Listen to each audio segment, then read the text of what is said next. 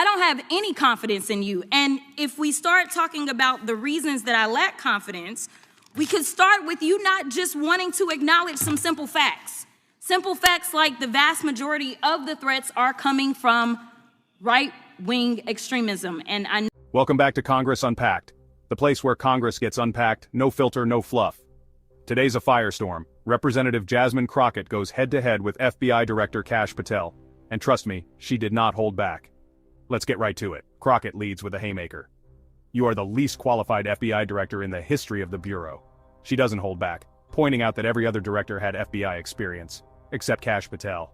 And yet, we're supposed to believe he's the best thing since sliced bread?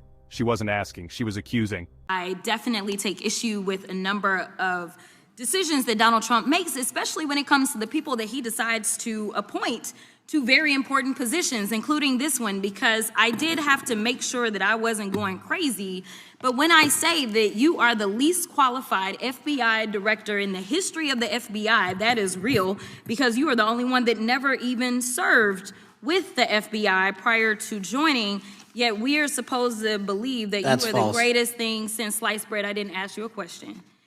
But Crockett isn't done. She digs into allegations that the director targeted career officials for illegal firings, all before he even had the job. According to her, it wasn't about justice, it was about politics and Trump's influence. Then she gets personal as a black woman in Congress. Crockett says she doesn't feel safe in America. She accuses the FBI of protecting white supremacists more than at-risk communities. She calls out the Bureau for falling flat on protecting lawmakers, both Democrat and Republican, from death threats.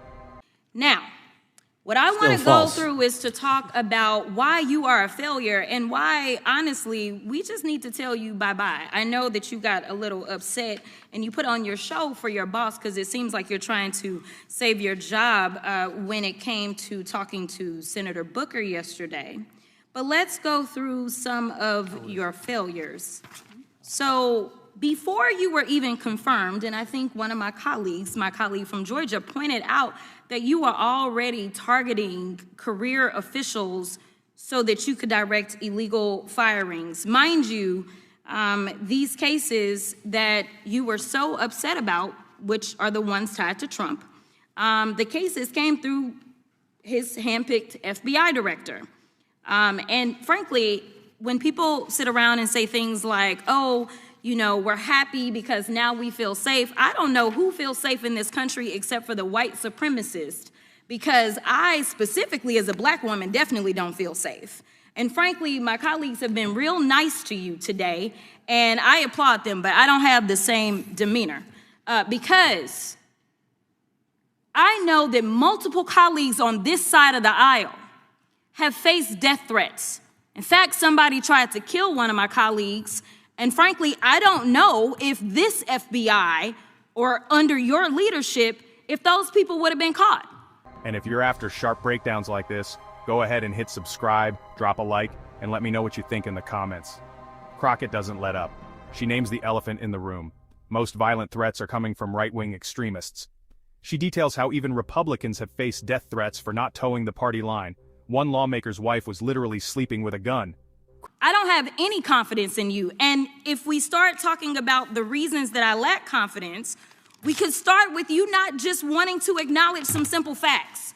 Simple facts like the vast majority of the threats are coming from right-wing extremism. And I know my colleagues have tried to stress this, but I decided that I would maybe do it in a different way. Number one, I have a couple of UCs. Kim Buck, one of multiple Republicans receiving death threats for voting against Jim Jordan as House Speaker. Without objection. Another one, Republican lawmaker says she received death threats after voting against Jim Jordan in Speaker's race. Without objection. In addition, there was another one from another colleague who now is leaving Congress because they said that they were calling his wife anonymously and threatening her life to the extent that she ended up sleeping with a firearm. Crockett's point, this is bigger than partisanship. This is about survival. Then she seizes on a stunner. The director says it'll take 14 years to fully staff the FBI. 14 years. According to Crockett, that's a sign of collapse, not leadership. She accuses Patel of firing experienced agents and bragging online when the real leads came from worried parents, not the FBI's own work. Her final strike? The FBI's silence after attacks on HBCUs. She says while white supremacy drives violence and children die, the Bureau's missing in action. Crockett's verdict, the FBI is failing. Without objection. Okay, so here's the deal. How are we supposed to have confidence when you're sitting up here telling the Senate yesterday that it will take you 14 years before you can get the FBI fully staffed to do their jobs? You're also now redirecting resources so that they can go and play ICE agents on the streets. You're getting rid of your most qualified people, and even when it came down to somebody that you consider to be a friend, you were posted up having some fancy dinner to the extent that you posted not only once erroneously, you posted twice erroneously as it relates to catching somebody, and then you want to go and say, let me take a victory lap.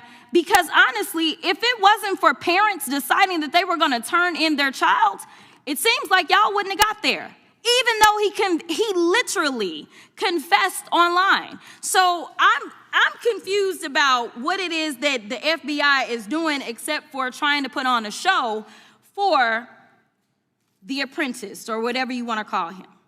The day after all of this took place, there was domestic terrorism that was taking place at HBCUs. They were targeted. Yet I didn't hear anything from the FBI about what was going on. And again, black people kept saying, how did we end up in this? Because the numbers are so very clear that white supremacy is a problem.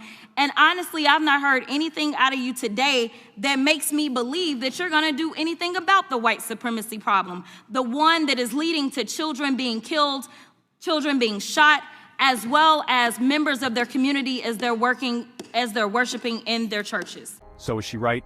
Or is this just another round of political theater? Tell me what you think below. Smash that like button, subscribe for unfiltered debates, and keep it locked right here on Congress Unpacked.